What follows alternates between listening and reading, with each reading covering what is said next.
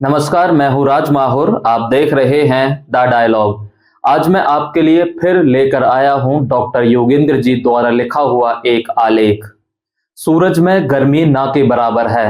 हल्के कोहरे और ठंड ने सूरज की ताप को हर लिया है। कभी कभी बड़े बड़े पहलवान भी हार जाते हैं। हाथी को चींटी भी परेशान कर देती है। सूरज भी आज परेशान था।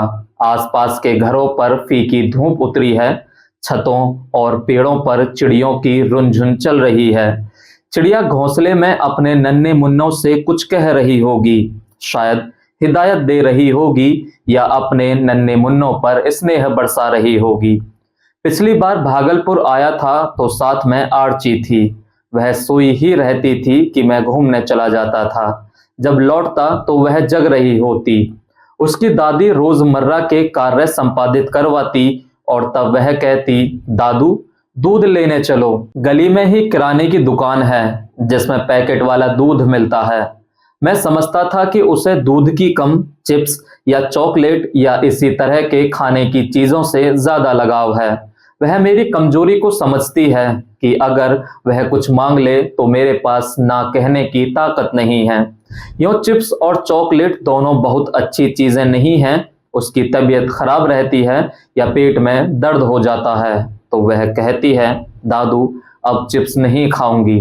एक दो दिन खाती भी नहीं है लेकिन फिर उसका मन मचल जाता है। हर सुबह उसकी याद आती है। लगता है कि वह आएगी और कहेगी, दादू दुकान चलो।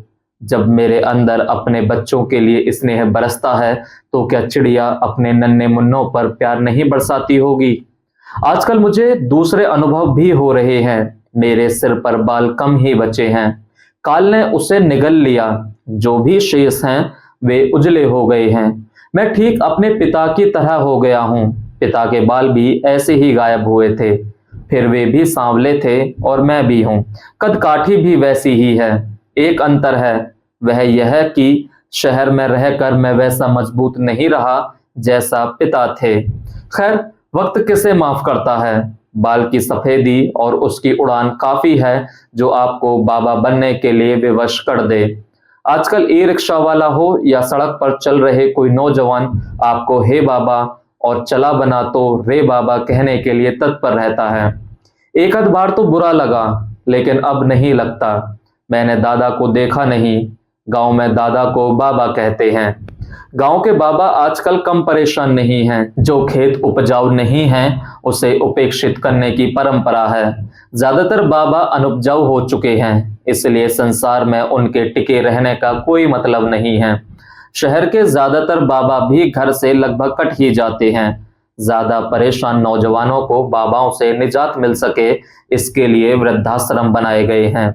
जो बाबा से मुक्ति नहीं पा सके वे घरों में ही झांकते रहते हैं। जो भी हो, मैंने सड़क पर हे बाबा से रे बाबा तक की दूरी तय कर ली है।